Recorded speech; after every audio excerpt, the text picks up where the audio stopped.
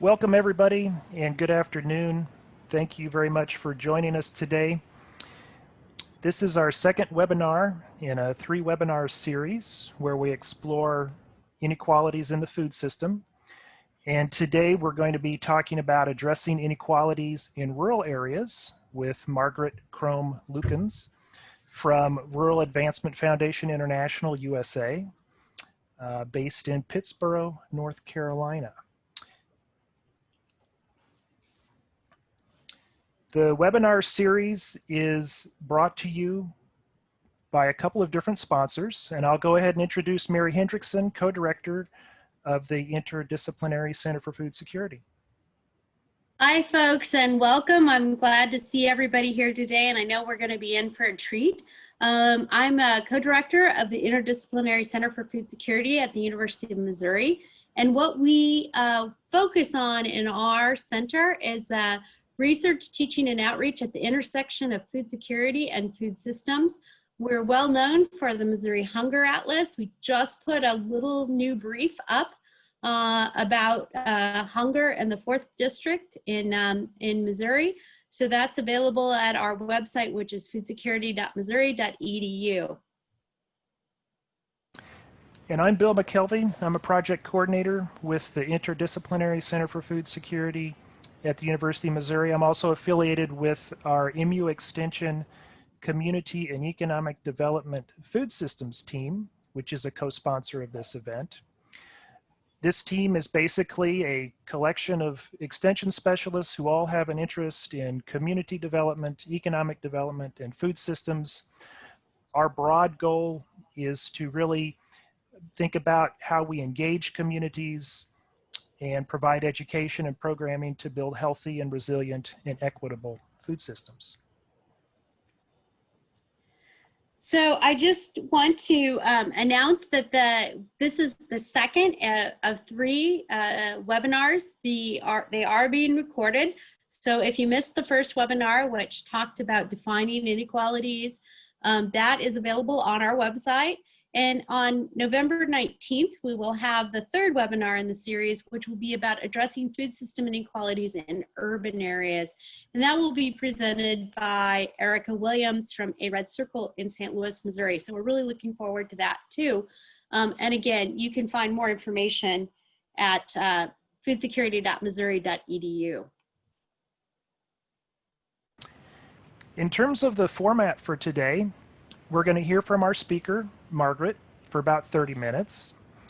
We'll have about 20 minutes for Q&A, and during that time, folks are welcome to unmute yourself and go ahead and speak your questions. If you'd like to put questions in the chat feature, we can try to handle that as well, depending on how many questions and comments go into the chat. And then we've reserved an additional 30 minutes, so going from 5 to 5:30, if we're having a really lively discussion and we want to keep going, we can keep talking until 5:30 Central Standard Time. Our presentation and the discussion today is really intended to spur thoughtful dialogue and civic discussion. And so by all means, please feel free to let us know what you're thinking, let us know what your questions are, and we'll be happy to add them into the mix. So with that, I will hand it over to Margaret. Margaret, thank you for being our presenter today. Thanks very much. Thank you for inviting me. It's also a real honor to be here and share a little bit more about the work that my colleagues are doing. I'll start by saying a little bit about my organization. I work at the Rural Advancement Foundation International, USA. Our mission is to challenge the root causes of unjust food systems and support and advocate for economically, racially, and ecologically just farm communities.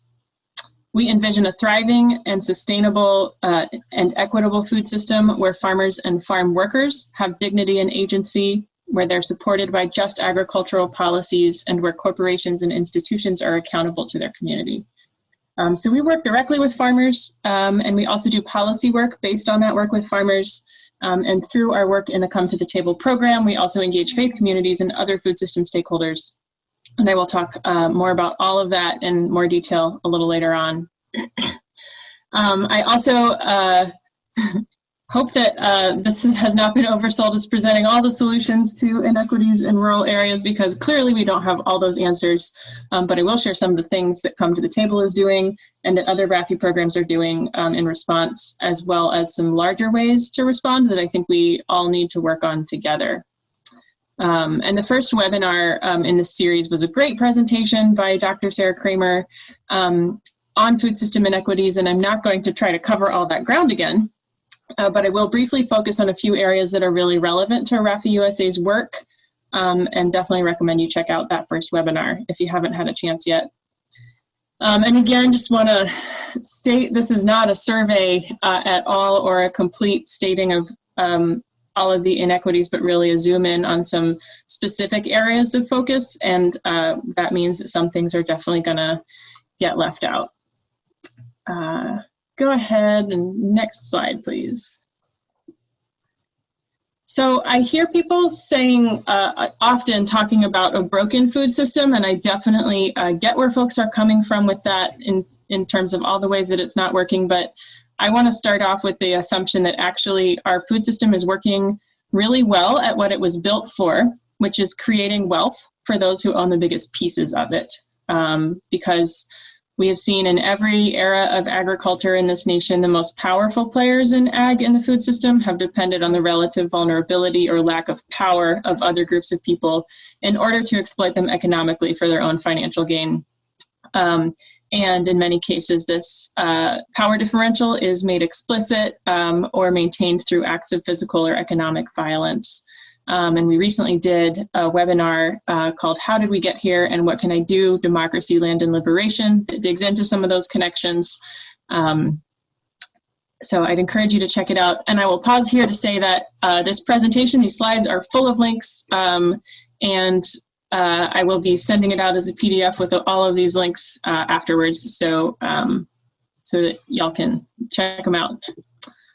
Next slide.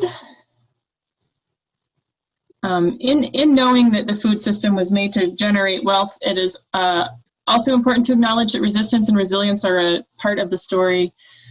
The sort of attached resource for this webinar was the recording of Dr. Monica White's keynote at the 2019 Come to the Table conference. If there's one link that you click on from these slides, make it that one. Dr. White does such an incredible job of naming the creativity and brilliance in her work specifically of Black farmers and recognizing farming as an activity of resistance and resilience. And she tells more of the story of the Freedom Farm Cooperative and Fannie Lou Hamer, also pictured here. So there have been people through the decades and centuries fighting to build lives of freedom and independence and safety and collective well-being. And so I think it's just important to acknowledge that those stories are part of the larger story as well. Next slide.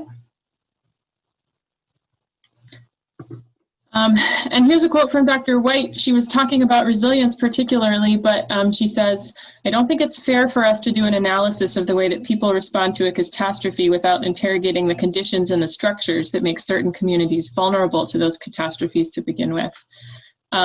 In that spirit, I will be talking some about the conditions and the structures that we see making certain communities vulnerable. Those four categories are racial injustice, corporate consolidation, labor rights, and the erosion of democracy. So let's dive in. Next slide. Obviously, there's no way that I can cover this topic in 3 minutes on a webinar. It is like several semesters of content that we all probably should know, and many of us probably were not taught. But I just want to name them. That the United States is built on stolen indigenous land, that slavery, sharecropping, and tenant farming over a century of discriminatory policy and practice post-emancipation have resulted in a significant racial wealth gap, among other things. The median net worth of white households is 13 times that of Black households, and has also resulted in pretty massive Black land loss and loss of Black farmers. So there are some statistics there about how many fewer Black farmers, particularly farmers who are full or part owners of their land, there are today, as well as pointing out that Black operated farms are significantly smaller than non-Black operated farms, about 4 times on average. And that also will come into play. I'll talk about it a little bit more later. Next slide. So in lieu of actually covering this topic sufficiently, here are at least some resources to start out with and check out. Bread for the World put out a racial wealth gap learning simulation, and they have an attachment, which is the policy packet, which goes through around a dozen policies over the centuries that have led to the creation of that racial wealth gap. And it's full of other resources as well. I really encourage folks to check it out. The podcast called This Land is an incredible, not the only resource out there about native land for sure, but a really good one. I learned a lot from it, recommend it. And I also have linked on here a webinar which was hosted by our Farmers of Color network called The Trauma of Betrayal and Farm Loss, where 2 farm advocates can really speak to the personal part of the story of what it's like for a farmer to go through farm loss. So I hope that y'all will have time to check out all of those if you are not familiar with them already. Next slide. The next area is corporate consolidation. I'm also going to talk a little bit about farm consolidation. Here are 2 quotes from Secretaries of Agriculture. Earl Butz in the 1970s liked to say, "Get big or get out." And recently, Sonny Perdue, speaking to a gathering of Wisconsin dairy farmers, said, "In America, the big get bigger and the small go out." And while I don't agree with him that that's the way things should be, it is currently the way things are. And yeah, let's go to the next slide. So there are some charts here, and I want to be clear that farm loss is a problem across the board. You can see my sort of sad Excel version of a chart on the left here, taking some data from USDA NASS website. The orange line is the average size of farms. You can see it getting the average farm size growing over the past century, and the blue line is the number of farms. So that's just a visual illustration of farm consolidation that has been happening. And there was a 66% loss in that time of white farm operations and a 98% loss of Black farm operations. The chart on the right is a chart of the distribution by race of the amount of market facilitation program payments that went to farmers, and this was the trade war bailout. 99.5% of payments went to white farmers, and that is a reflection, I think, of a structure in which relief programs are really built for the structure of larger farms, and also wind up paying larger farms more. So when you have a system when Black farmers, for example, have farms on average a quarter of the size, then you can implement programs which are ostensibly race blind, but still perpetuate racial inequity, which is not to say that there's not also intention happening in some of these programs or their implementation, but you can also perpetuate it just because of the inequities that have already been created throughout the centuries. Let's go to the next slide. Corporate consolidation is also a big issue that RAFI, that impacts RAFI's work, that RAFI works on. This report is a great report that I recommend checking out, A Fair Deal for Farmers, and they concentrate specifically on seed companies and also on the hog industry. And we work both with seeds and contract livestock. You can see the left chart is the market share of the top 4 firms over time, and a similar chart on the right side. We've really seen a very deliberate consolidation strategy on the part of large ag corporations and seed companies buying up smaller seed companies, also buying the intellectual property for seeds which were formerly publicly available. Farmers lose the right to save seed. It becomes much more expensive, and they're already operating on very thin margins, and they have less choice. And also seed breeding and research suffers post-merger and also does not reflect the priorities of folks who are growing for sustainable or regenerative systems or on a smaller scale. And then in the contract livestock industry, we really just see a very clear extraction of wealth and resources from farmers and workers. Large integrator companies have been able to create a policy environment where all of the risk of the operation is borne by farmers who lose their farms and taxpayers because the government does guaranteed loans for things like chicken houses, and then foots the bill when the farm goes under and the farmer loses their farm. We also see that this is a system built for efficiency and not for sustainability or resilience. So when it's disrupted by something like a pandemic, there's no wiggle room and it can't adapt. Next slide. Labor rights is another issue that is important to our work. And to be clear, this is not a problem limited to agriculture. It's a problem of an entire economic system that values people, land, and animals based on their potential to generate economic value instead of valuing them as people and things that intrinsically have value. I would argue, for example, that having someone's access to healthcare connected to their employment is a reflection of that value system. And we have seen this veil pulled back for those who couldn't already see it by the pandemic, where we have called people essential workers.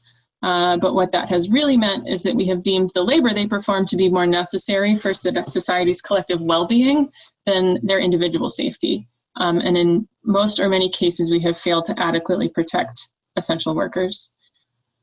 Meatpacking plant workers and farm workers are definitely two folks in that category. There are some articles that you can check out here. We've also seen a real abdication of responsibility on the part of agencies who are supposed to be protecting workers and laborers. So for example, we don't yet have an emergency temporary standard related to COVID from OSHA. OSHA has had nearly 10,000 virus-related requests for investigation. So far, they've issued 2 citations for just pennies when you consider that the revenue for these companies last year was $14 billion and $51 billion. It is also important to note that federal labor laws have excluded child farm workers from labor protections provided to other working children. Immigration policy is relevant here, and this is a pattern that we see over and over in the history of our food system, but when you create vulnerability for a group of people, you're able to drive wages down, and then you blame the wage depression on that group of people who you have just made vulnerable. And so we need more protection for labor rights, and it is also important in that context to have a system that supports prices for farmers for what the real cost of production should be, where agricultural workers are paid a living wage. And we're still pretty high from that, pretty far from that, even in higher dollar markets. A personal example would be that I worked for 2 years as a farmhand for 2 different farms, which both sold into the same farmer's market. It was a local, fairly high dollar market. And I lived in a shed in my friend's backyard because $75 a month was what I could afford for rent, while also working shifts waiting tables. And I knew that what I made farming was all that my farmer could afford to pay me. Like, they were not getting rich off of the wage that they were paying me. And I don't say that in any way to compare my situation to that of farm workers. It was a profession I chose, and I did have choices. But I do think it's an illustration of how far we still have to go. Those are farmers who are getting a comparatively higher price for their product and a larger share of the dollar, and we're not there yet. And we're also told that we need food to be cheap because people can't afford expensive food, and that is because wages are too low. So there's been this catch-22 created where we say there's no way to change it, but I would say we need a living minimum wage. And then I do also want to note that Jeff Bezos has made $73 billion just during the pandemic. And so that's just an illustration of the way that this is a system built to generate wealth for those who already own the most of it. Next slide. There's the erosion of democracy is not, I would say, an active program area for RAFI-USA, but it is something that really impacts our ability to do the work and the amount of difference that we are able to make. And so to highlight a few things there, when you combine Citizens United, which basically allowed for the untrammeled flow of funds from corporations into politics, you combine that with the corporate concentration that I just talked about, what you get is an environment where those fighting for local control and small independent farmers are punching in just a completely different weight class than those consolidating control of our food systems. And we've seen the result in terms of the policies that we have. This country also has a long and violent history of racist voter suppression, which the Voting Rights Act was meant to address.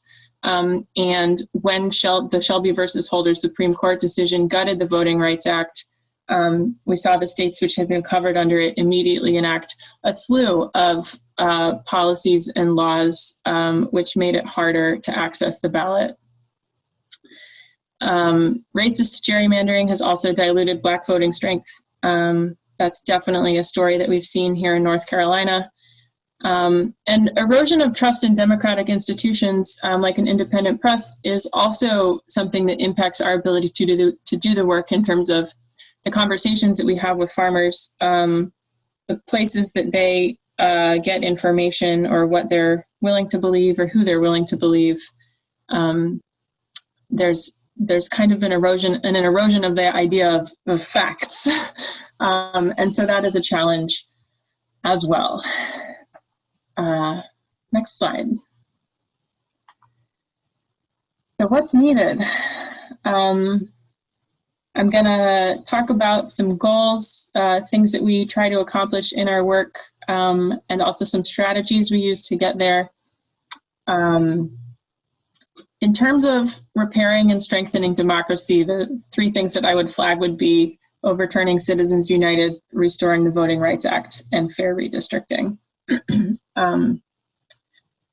By wholesale shift in money and power,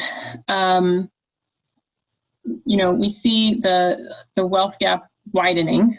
Last webinar, Dr. Kramer shared the definition: equitable food systems ensure the same amount of power across the board, no matter your race or class. And money, it's not the only kind of power, but it is a kind of power. So if we're real about that, and we know the history of our food system and the inequity that it has created economically, the racial inequity that it has created, RAFI's conclusion is that reparations are needed if we want an equitable food system.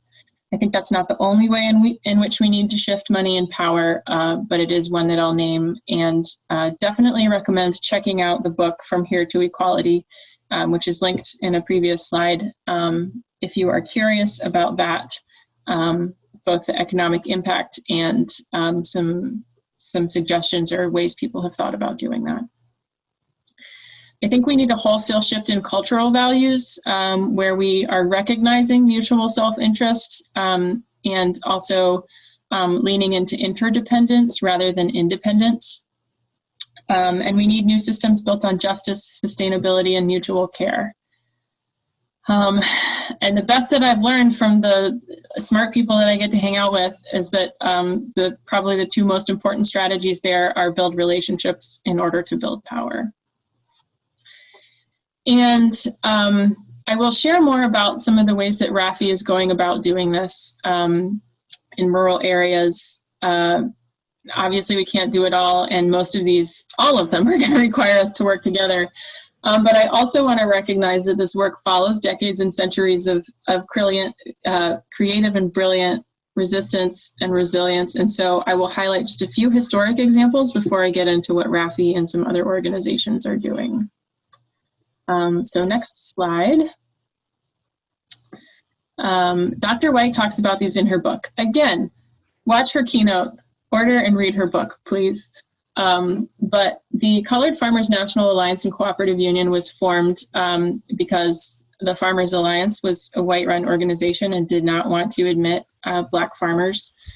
Some of the things they did were to set up exchanges in ports where members could go to purchase discounted items for their farming. And they also organized a strike for better wages for cotton pickers. And at their height in 1891, they had 1.2 million members across the South. There are a couple quotes here from Fannie Lou Hamer talking about how food was being used as a political weapon. When sharecroppers or tenant farmers registered to vote, they were often evicted from the land. And literally faced starvation, and the Freedom Farm Cooperative answered into that need. I love how she says, if you have a pig in your backyard, if you have some vegetables in your garden, you can feed yourself and your family, and nobody can push you around. So the Freedom Farm was a place for evicted sharecroppers to come. They grew cash crops, they grew crops for their own consumption. They had cooperative childcare arrangements, they had a pig bank. Read more about it in Dr. White's book. It's an incredible example of mutual care, really, and also that being an act of resilience and a political act. Also, another good story to hear, this is a link to the webinar that I mentioned earlier. Courtney Patterson was one of the panelists for that, and he talks about his experience organizing a farmers cooperative in South Boston. And this history is full of cooperatives, and those are lessons we need to learn and remember today. Next slide. So I do want to just note that there's a few angles to take on systems change, and RAFI-USA both works on reforming the system and looking at alternatives. So that would be more of the like rebuilding or reimagining of a system. But in terms of reform, a lot of policy change often falls under this heading. It can often feel like we're playing defense on policy to preserve the parts of the food system that are still independent.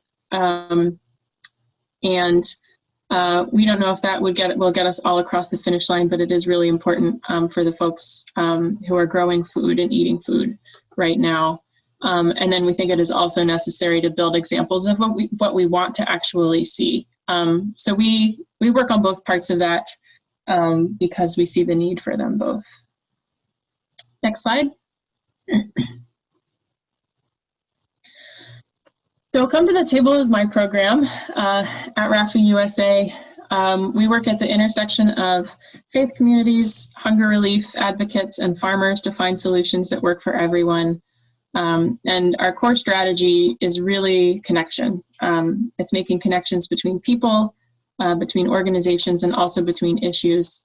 Going back to the idea of building power, we really believe that in order to build power, we're going to need to be able to see the connections between our issues and work on them together. And a lot of Come to the Table's work has to do with relationship building. We've done a fair amount of work in the past few years having conversations with faith leaders and folks running hunger ministries, for example, on the difference between charity and justice. most churches we talk with are, 100% on board with charity, and some of them may be newly exploring the idea of what justice looks like in hunger relief. So we've been trying to have a lot of conversations about the root causes of hunger. Can we do next slide?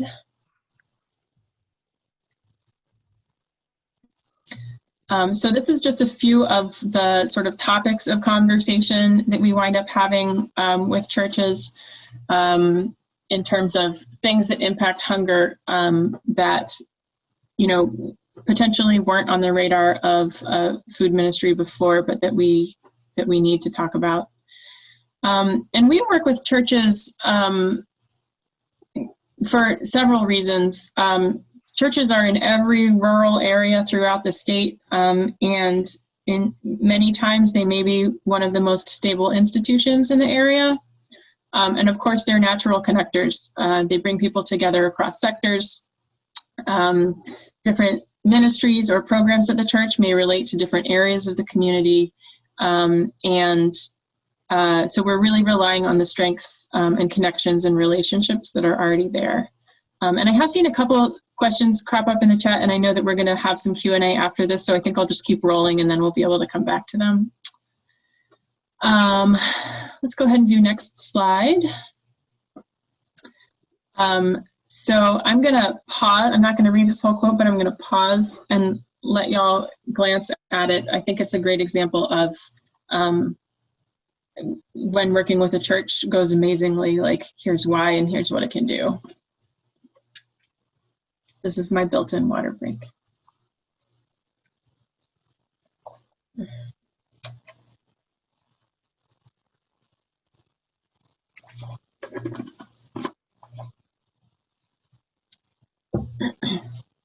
I really like what Devon says here, that farmers walk on faith, which feels very true to me.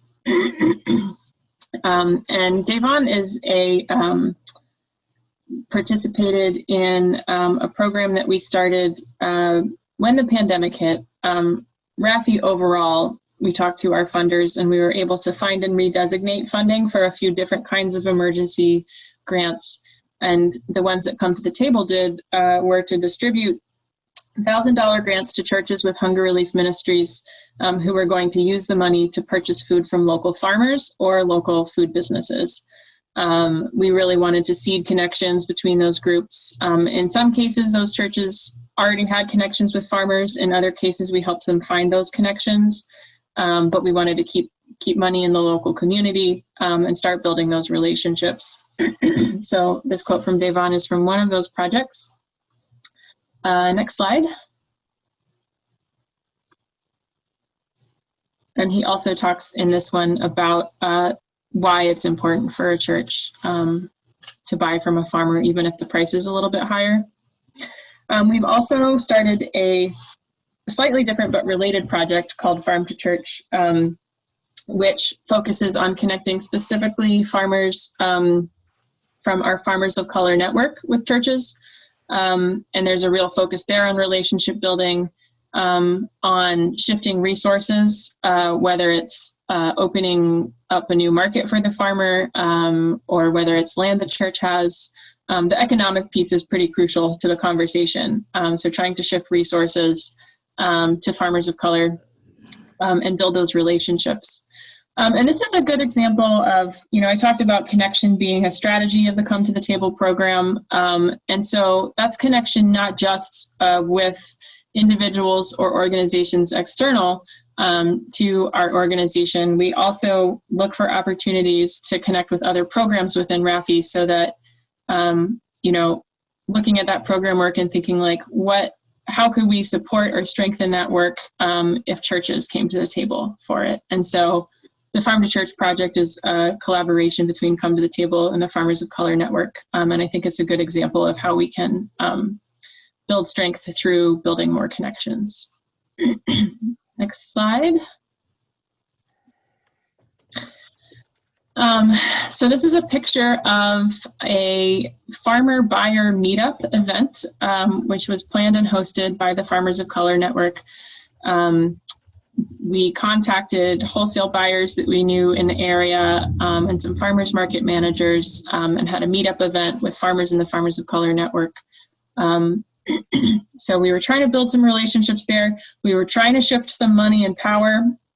I think it was a really successful event. The program also works on shifting money and power in terms of accessing federal programs. So our program staff have some expertise there, but there's also a focus on peer support. So if a farmer is interested in a particular kind of grant, they can get support from another farmer who's been through that application process and can tell them what to expect and what questions to ask, what to ask for, knowing when you're hearing something that's not quite lining up with what you read on the fact sheet. Because these days a lot of discrimination looks like misinformation or disproportionate requirements on a farmer of color's application. And so having some peer support in that process really lets you walk into the office with more knowledge and power. The Farmers of Color Network also focuses on relationship building. So tomorrow, staff are going to be headed out for a farmer brigade, just getting some work done on one of the farms and building relationships at the same time. And the network also creates a cultural space that honors multi-generational and women-led organizing, agroecological and sustainable practices, and ancestral traditions and knowledge. So that program is working on a culture shift as well as a money and power shift, and looking at the ways that we can collectively and mutually support each other in the context of these larger systems that we're existing in. Next slide, please. This is our lead farm advocate, Benny Bunting. Benny has saved literally hundreds of farms. We have a farmer hotline, and farmers in crisis call that hotline. Benny helps them understand what their options are, what the process and the steps. Yeah, Benny is wonderful. You're right, Mary. What the process looks like, and the farmer identifies what their goals are in that process, and Benny and our other farm advocates help the farmer meet those goals. We know in this case that we are not going to be able to make a dent in the larger problem of farm loss. Obviously, the difference that we make in the lives of individual farmers is everything, but this work also allows us to identify opportunities for larger change in the patterns that we see for why farmers are at risk of losing their farms. So this work grounds us in relationships, and it also allows us to have other conversations in our work with farmers because we do this work, which is so important for those farmers and for understanding the system that they're in. Next slide. We also have been working on corporate accountability for a couple decades, most recently, and that has been, a lot of that work has been with contract poultry farmers. Some of the recent things that have been really exciting that have been happening there. In 2017, we started a farm advisory network. And so this is a group of contract farmers that we get on the phone with. We run legislative language by them and also say, like, is this something that is okay to sign on to or not? And they really get the final word there. And so we've been building relationships there and also trying to shift power to that group of farmers within our own work. In 2018, we had a contract farmer leadership development workshop where we did lobby training. It was a few of the farmers who we have really long-standing relationships with and who have also really been leaders and advocates for justice within contract livestock for a long time. So they really have experience on these issues. But we did some lobby training and some media training. And we also did some work looking for shared narratives. So they shared their stories of being advocates for justice in their field, and how they were then portrayed by others in the community, and how unfair those portrayals felt.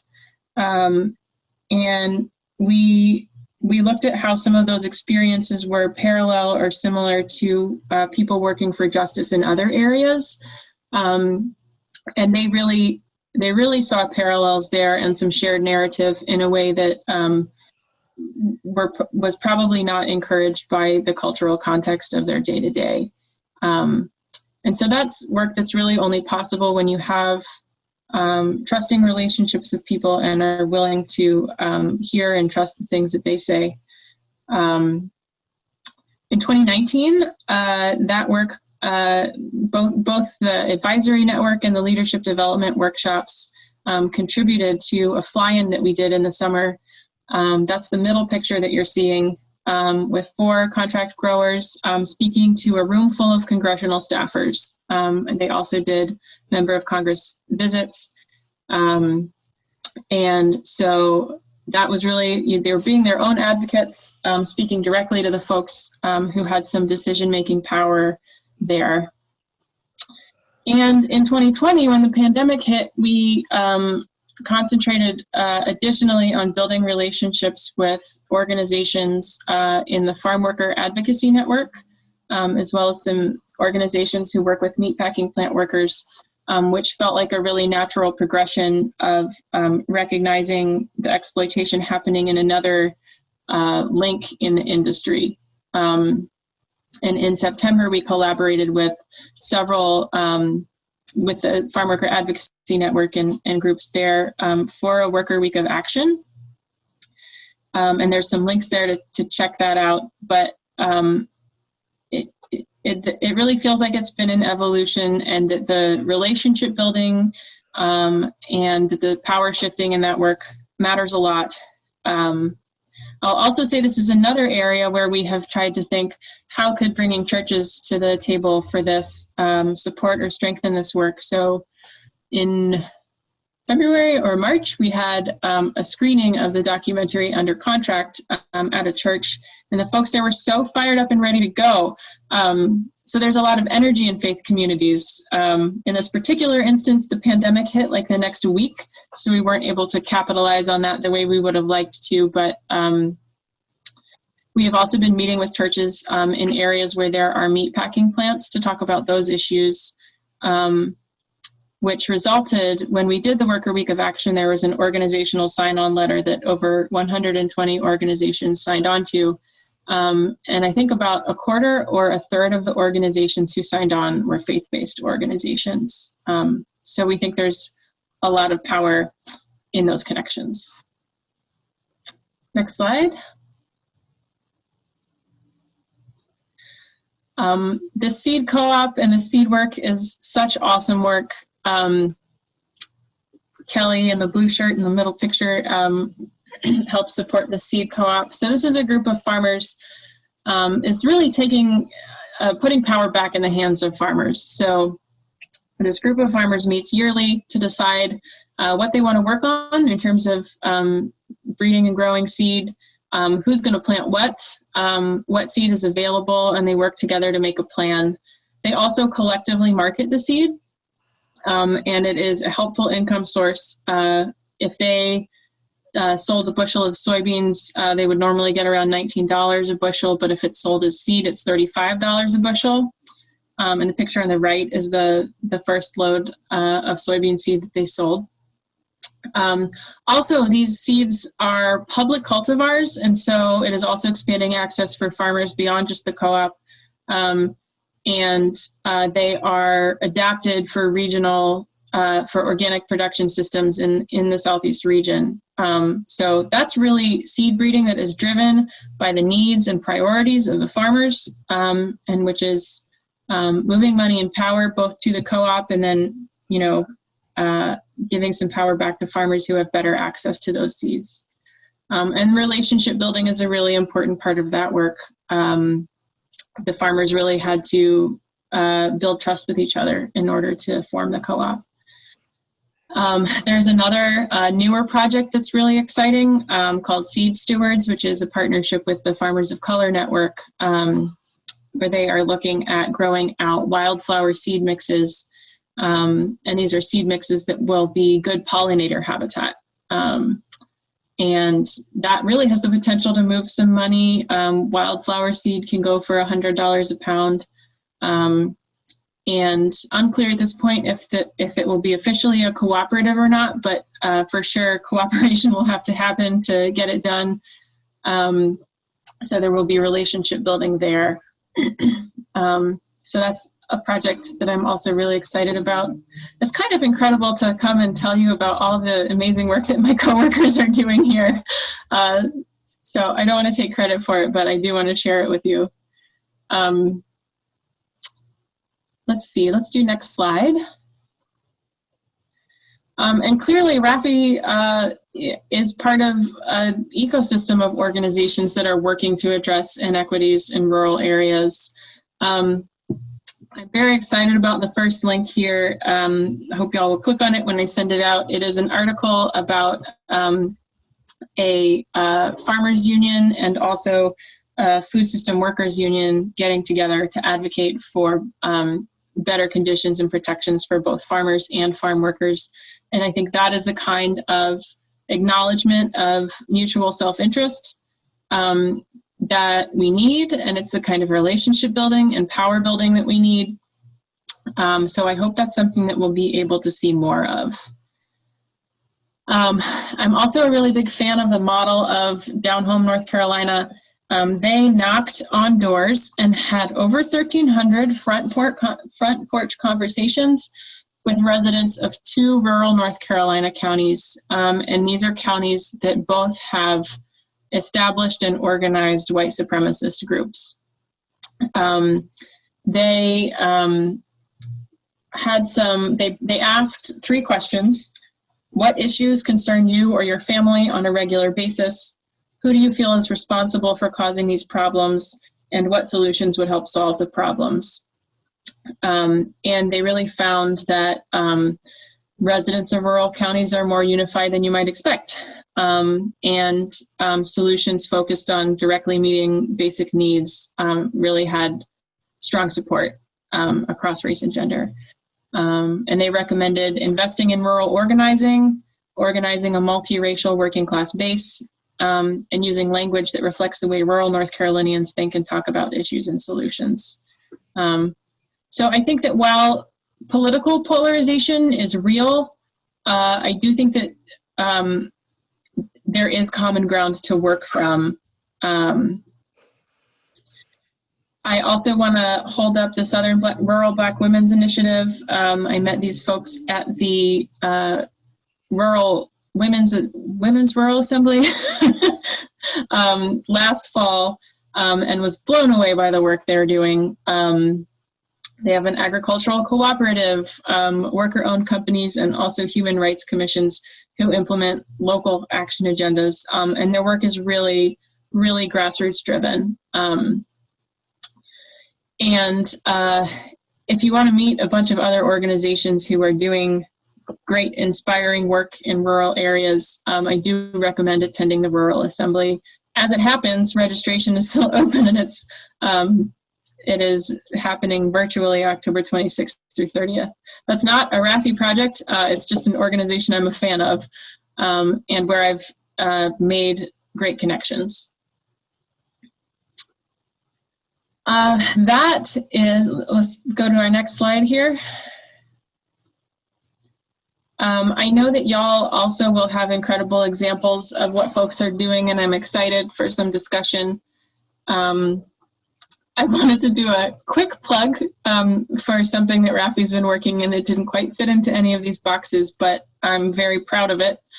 We recently released a report called When Diversity Isn't Enough, Experiences of Board Members of Color at Environmental and Agricultural Nonprofits. When we think about power, I think it is important to think about boards.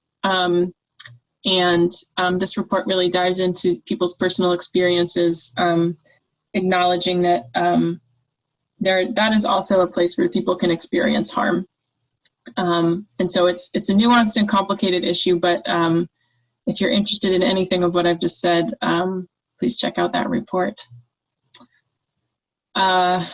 Yeah, I would love to do some questions and answers and hear from folks. Awesome. Thank you very much, Margaret. We will now go into our Q&A portion. I was scanning the chat here. There's questions and comments in the chat, but I wanted to first focus on maybe a couple of questions in the chat. And if anyone then wanted to speak their question or put another question in the chat, we can go that route as well. From Andrea, do you track ongoing results of the meetups? So I think this is related to the Farmers of Color meetups with the wholesale buyers. Do the farmers of color end up with new long-term contracts, purchases, things like that? I think we do track them, but it's not my specific program work. So I probably need to refer that question to some of my coworkers for more details on it. Good deal. Mary Hendrickson has a question. Does Come to the Table work with any specific denominations or racial makeup? It's a good question. Yeah, so Come to the Table began primarily working with rural United Methodist churches. And most of our funding has been to work with rural United Methodist churches, recognizing, I don't know if I have the correct statistic in my head, but that is a denomination, a predominantly white denomination. Recently, we've had some funding to expand that work. And it is also true that, you know, rural United Methodist churches do great work with other folks in their communities. And so in facilitating connections, that also can broaden things a little bit. But I think one good example would be with the mini grants. We gave out, I think, a little bit under 40 grants to rural United Methodist churches. And then we were able to leverage funding from another funder to give out approximately the same number to churches who were not. I hope that's answered your question, Mary. There is another question about the Come to the Table program. How do you balance the fact that churches tend to be more politically conservative with what may be perceived as a progressive agenda? Yeah, it is not easy. And I would say that I think it can be particularly, I think it can be a particularly challenging situation for a pastor who wants to balance, you know, sort of more prophetic messaging or sermons with care and meeting people where they are, and trying to maintain their relationship at the same time. So I think that it's, yeah, I'm not going to say it's easy.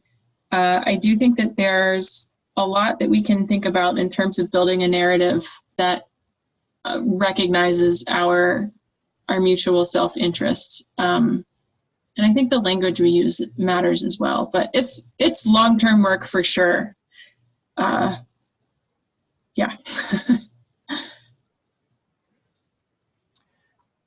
Good deal. Did anybody have any questions they wanted to speak using their mic?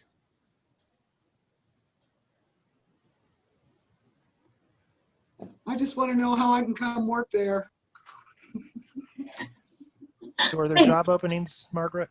I don't believe we have any currently right now, but I feel very lucky to work at RAFI-USA. I'm trying to do pieces of those things by myself, and it's not going all that well. Having a group would be really helpful. Yeah. Yeah. Thank you for this presentation. It's been wonderful. Welcome. Margaret, there was oh, go ahead, Mary.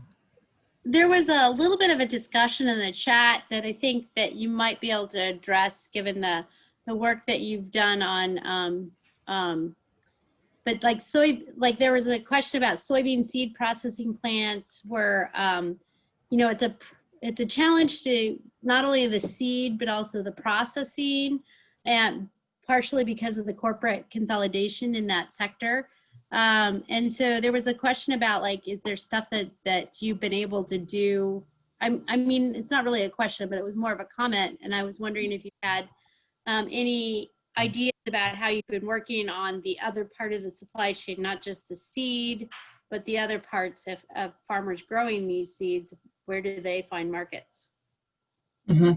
I think I probably need to refer that question to Kelly, Yeah. who has really been in the nuts and bolts of making it work. Yeah, so if there are people who are specifically interested in that, I'd be glad to get your contact information and connect you. I will say on the consolidation side related to livestock rather than seeds, obviously the processing is a huge issue where a lot of the contract farmers that we work with, if they lose their contract with their current integrator company, really the only option that they have is to find another integrator company because it is not realistic to find processing for the thousands of birds that they are raising. Those processing facilities are just not available. So that is, building out small and very small meat processing facilities is an important part of resilience for this industry. And there's just not a lot of other things that you can do with a chicken house apart from raising thousands of birds at a time. And so you get, once you have the debt that it takes to put those chicken houses on your land, you're pretty much locked into that system. Yeah, we need more processing and more independent processing for sure. Margaret, there's another question about the Come to the Table program, and it relates to a question that I have. So how did you go about pitching these projects to churches initially and farmers? What was your hook to get them to show up? And I guess it's related to my question in that I was thinking about, did the churches approach you all, or did you all approach the churches? Like, how did that relationship form? Are you speaking of Come to the Table projects generally or the mini grants specifically? I'm not sure. I was thinking of Come to the Table. Okay, I can talk about it kind of generally. Well, I'll first say that when we let it be known that there was money available for hunger relief ministries, we didn't have any problem reaching people. Those ministries saw the huge uptick in hunger that was happening with the pandemic. And so there was definitely more of a need than we had the funds to fill there. Generally speaking, churches are doing so much related to hunger relief right now. And I'm saying right now, but I just mean it generally. And so this is an issue that they already care about deeply. And so I think a lot of them are just really showing up from that, the passion that they have for that work. And because they're passionate about that work, kind of engaging them about how it's done seems to be a conversation that they're open to having. And we might not necessarily land on the same conclusion at the end of that conversation, but I do think that when you run a food pantry, it's hard to not and see how that work goes. It's hard to not think there are some larger problems here. Yeah, I think another characteristic I would say of Come to the Table's work, and particularly the conference that we have done every other year, has been that it has gathered folks cross-sector. So we get farmers, we get hunger relief advocates. We also get people from educational institutions, from cooperative extension, from school nutrition, and the opportunity to gather and hear from people with different perspectives in that system, I think has been, people seem to find it really valuable.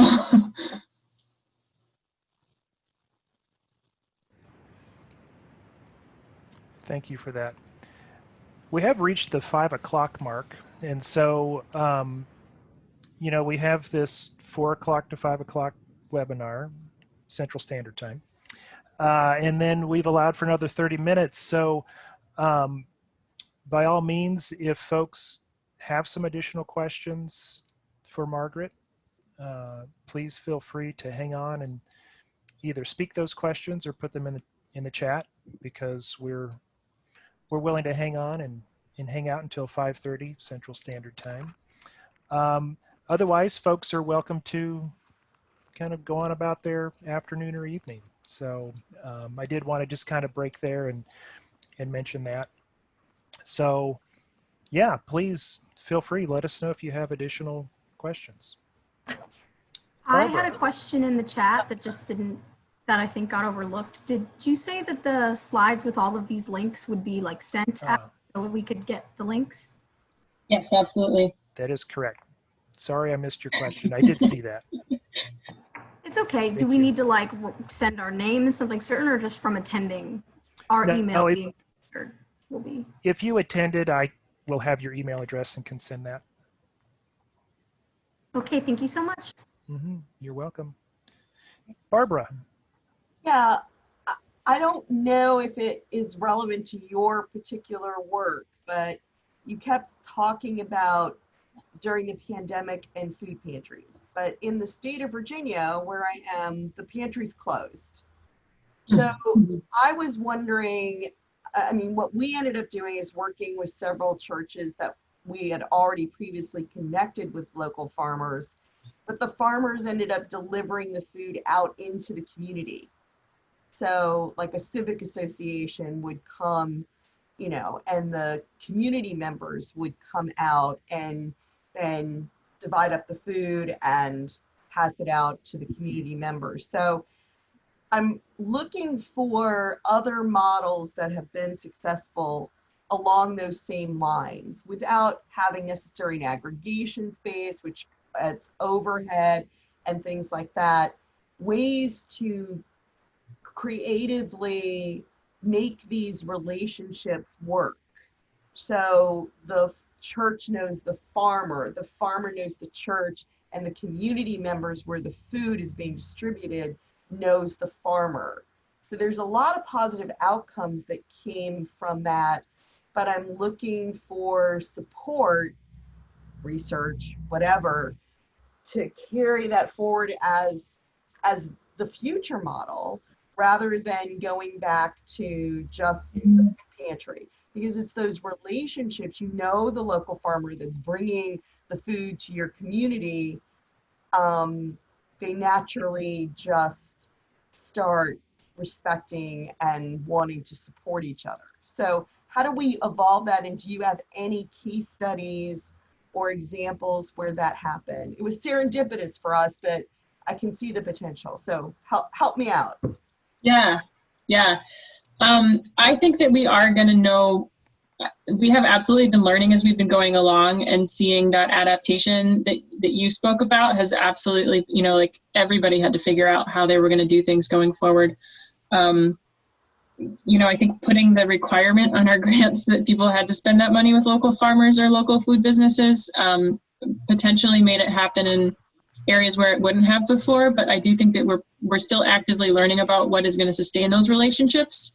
And we should have a longer conversation and work together, because I would love to hear more about your experience. And I think that there's, you know, potentially like a community of practice to connect with among the folks that we've been working with. I would love to brainstorm with you or anybody else, because I'm trying to think of going into the next year, how we pivot to make this, the ethics and the relationships that were built now become intricately part of the goals of the program. Does that make sense? Yeah, it does. My email's at the end of this. Oh, the slides aren't up anymore. I'll put it in the chat too. Please email me. Yeah, and I'll put my email in the chat too.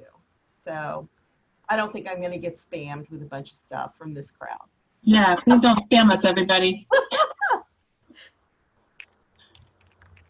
Margaret, there's another, or was somebody going to speak another question? I saw another question come into the chat. But if somebody was going to ask a question, you go first and then we'll do the chat. I do have a question. Is that all right? Okay. So I mentioned a book, Tomato Land, which involves the mostly every tomato that you touch is a result of the slave next door. And but the organizations that you mention, people of color, most blacks or who own farm or land are citizens of the United States. Do you ever cover Hispanics who are not citizens or a factor of human import, slavery type that? Do you ever, I mean, they have a coalition down there, but it covers California and Florida extensively. Mostly just asking about the sorts of, like, the farmers who we work with. Correct. Or are you across all 50 states or? It really depends on the program in terms of the geographic coverage. So Come to the Table is a North Carolina program. Most of the farmers in the Farmers of Color Network are in North Carolina, but they are also working with some farmers in a couple other states. I don't think we ever ask anybody about their immigration status. We do also try to partner with organizations who support specifically farm workers, which is a different thing from being a farmer, owner, operator in terms of how much power you have, but in terms of thinking about projects where we could, bring our particular situation in the field and be in support. I'm not sure if I've answered your question or not. You have, thank you. But Margaret, if I could just interject here, I think that it's important to recognize that RAFI is part of a large network of groups across the Southeast and nationally. And so like the farm advocacy work that Benny has been doing, as there are other farm advocates around with other organizations. And I think that that's what makes this really interesting particularly for us in institutions, right? Because this is really explicitly a nonprofit approach that, but there are places where people in institutions can tap into this, and there's a large network of groups doing some really cool work. I'm just partial to RAFI for various reasons. I should also add, I didn't totally cover all our programs there, but yes, folks call the Farmer Hotline from all over. And also the folks who are part of the contract growers who are part of the Farm Advisory Group are also from a pretty broad area across the Southeast and beyond. So. Margaret, there's a question in the chat about systems work. What methods have you found most effective in helping folks understand how these food systems work? Have you used systems mapping or other methodologies?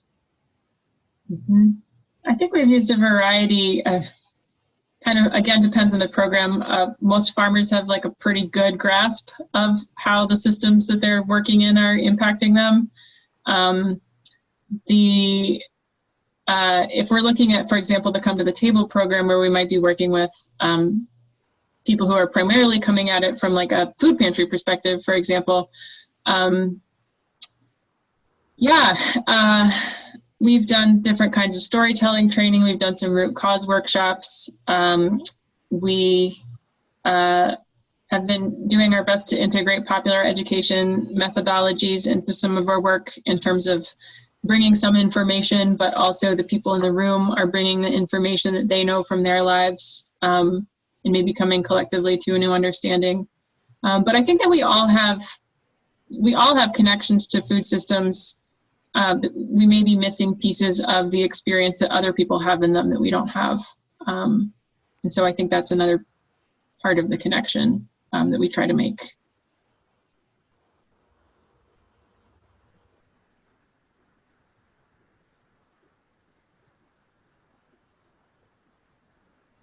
Other questions for Margaret?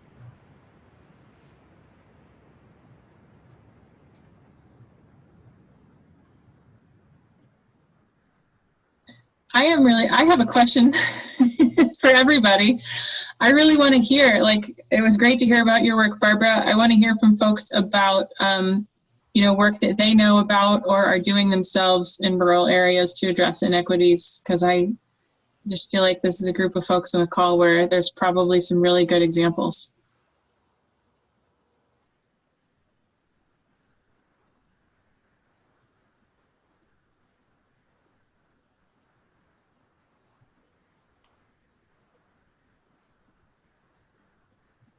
Or maybe you can just, Shy. oh, go ahead. Everyone's shy. Yeah, you know, think about it a little bit. Maybe throw it in the chat if it occurs to you.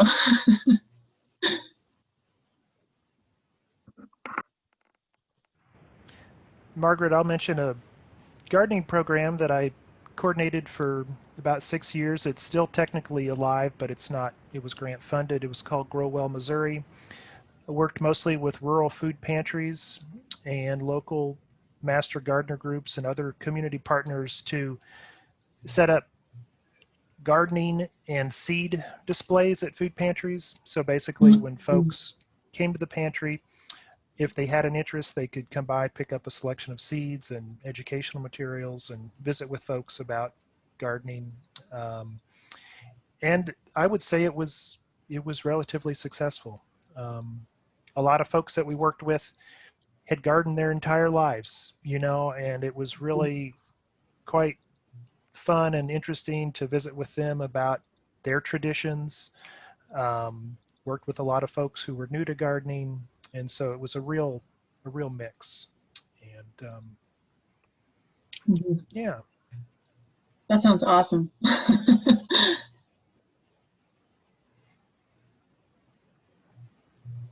Yeah, I think there's like a lot of knowledge there.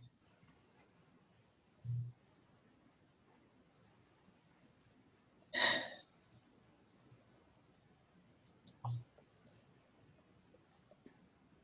think it's also the end of the day here. That's true. Hi, Margaret. This is Diane Smith. I work with WSU Extension in Skagit County, which is in the northwest corner of the United States. And thank you very much. This is a great talk. There's elements of it that really sparked my interest and got me thinking. One of the things you talked about in the beginning was that food as power, the people that had the, oh, how did you describe it? That it was, it's almost like that.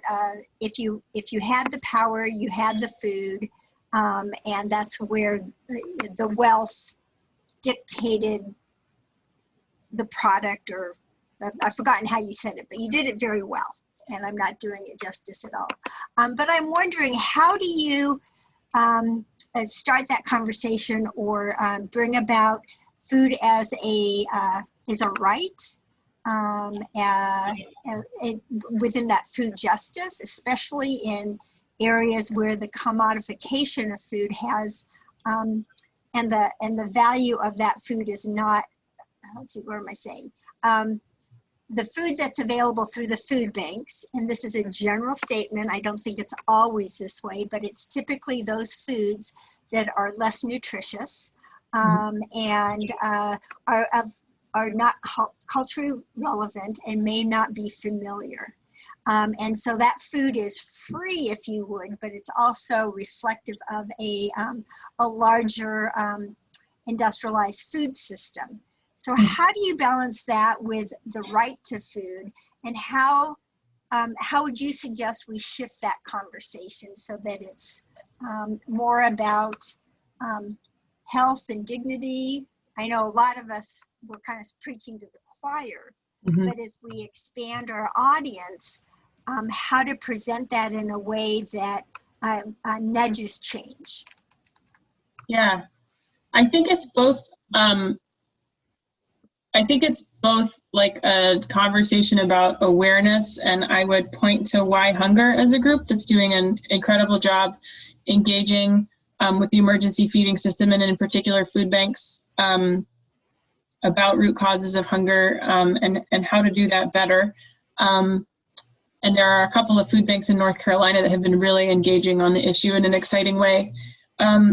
It is also, to me, I think there's important concerns to draw out around infrastructure.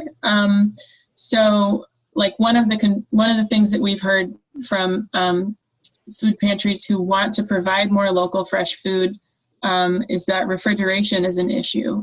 They need that capacity either for refrigeration at the church or refrigerated transportation. And so I haven't talked much about policy on this call yet, but I am also the chair of the policy team at RAFI, and we went through a whole whirlwind of looking at policies in response to the pandemic. And one of the ones which has been proposed but not passed is the Food Supply Protection Act, which would really invest in infrastructure that would enable local farmers to connect better with the emergency feeding system. And so I think that there's a role for federal support there, as well as it being really important to have those conversations with folks who are working hard at food banks to feed people. And I don't think any of them would say, like, we don't want to do we don't want to supply more healthy food. But there's some support that's needed too. Thanks.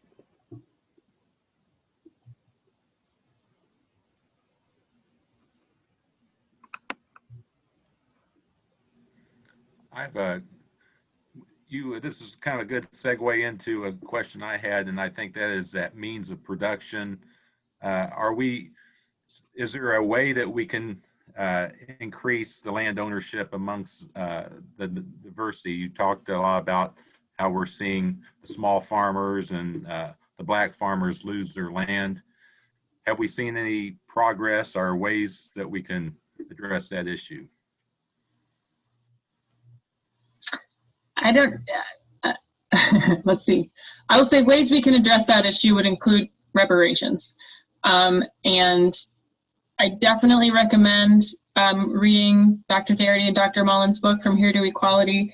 Their opinion is that needs to come really from congressional legislation rather than it being something that the courts can decide about, and that it should be a matter of federal policy.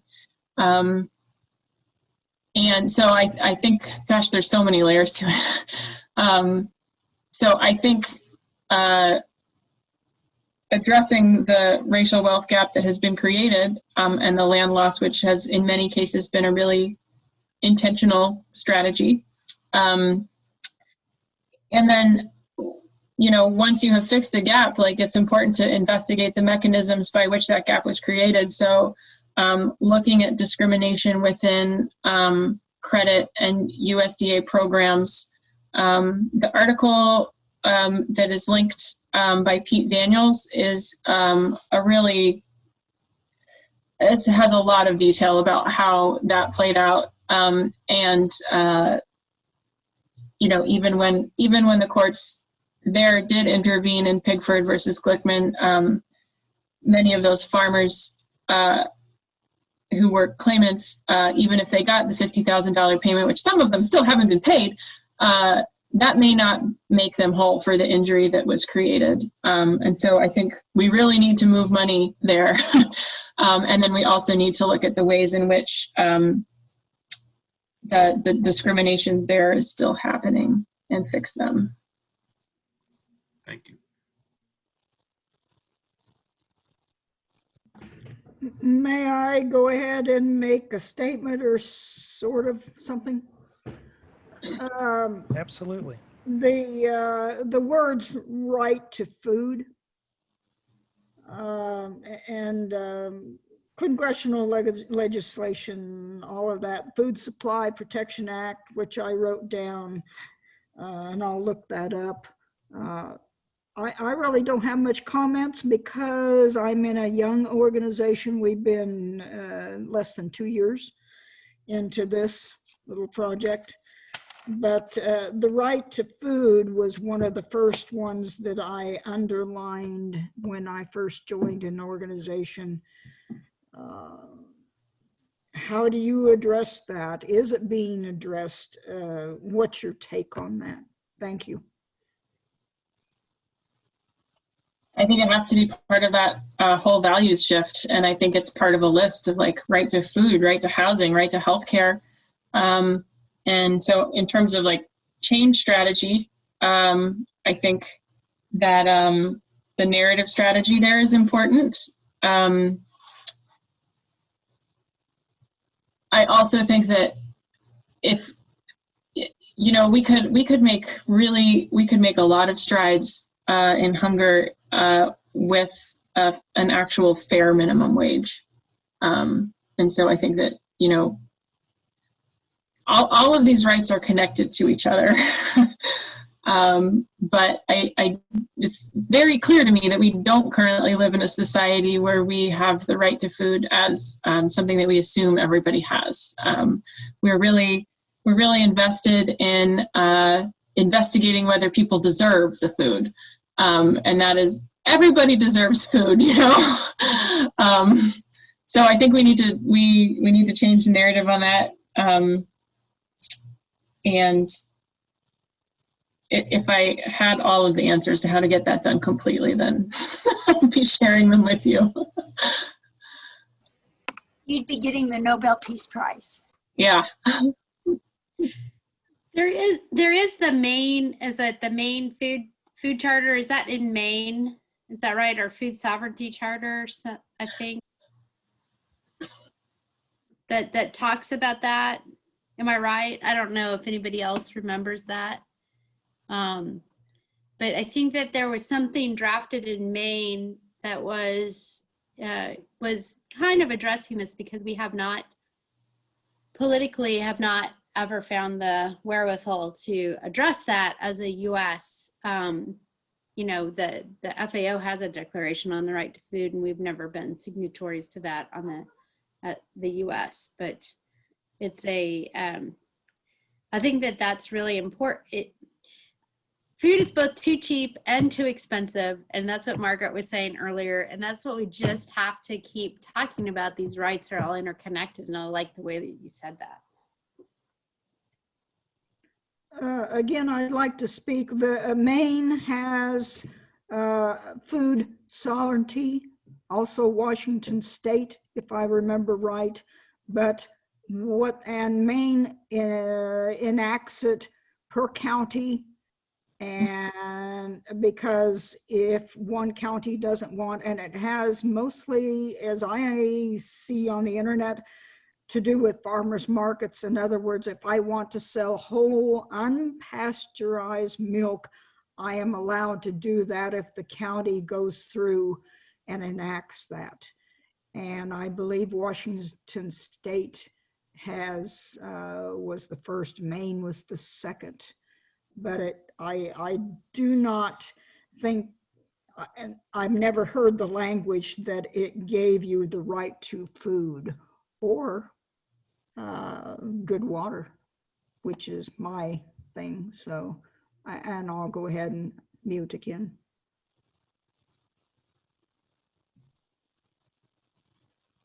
I wanted to follow up and get your feedback, Margaret, about any initiatives you have with the farmers markets. So, I mean, we have another program where none of the farmers at the farmers market will take a SNAP card. Mm-hmm. So it's a national program. It's funded through Finney, everything. Mm-hmm. So we do that at 8-9 markets in this Virginia and provide that service. And then there are incentives, and the incentives are for just fruits and vegetables. And we give every SNAP customer a matching amount. If they put $50 on their SNAP card and buy SNAP products at the farmer's market, we give them $50 free to spend on fruits and vegetables. So, and you know, that's where my relationship with most of the farmers started.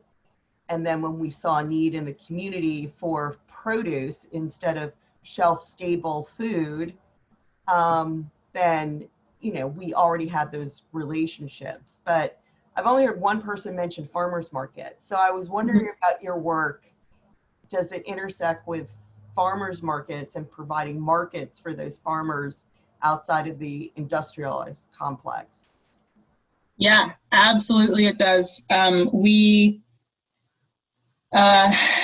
we also run a nutrition incentive program with Finney funding, among other funding sources.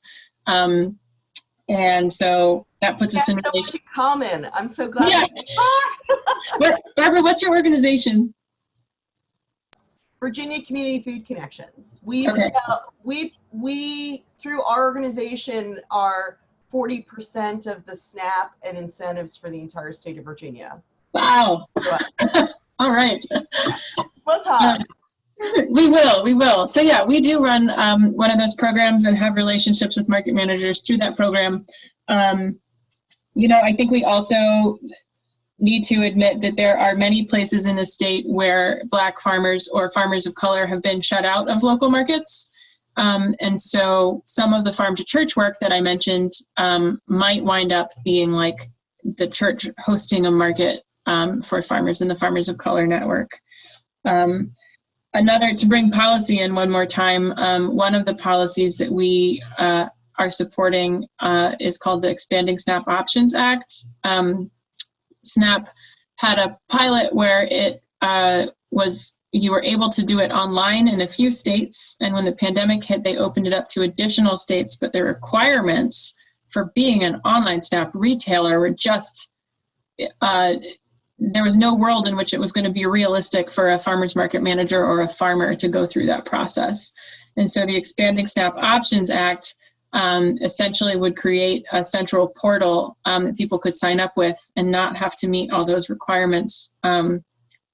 Without that act, what we have is Walmart and Amazon in many places being the only online retailers who are able to accept SNAP. Maybe a couple other larger grocery chains who can put the money towards it, but that is creating a totally unfair market advantage, and in a situation where you put yourself at risk when you go out in public to shop, that's an equity issue as well. So that's a piece of legislation that we would really like to see passed, and I think would level out the playing field a little bit more, and hopefully also, you know, like that would open up markets for farmers. We'll keep working on it.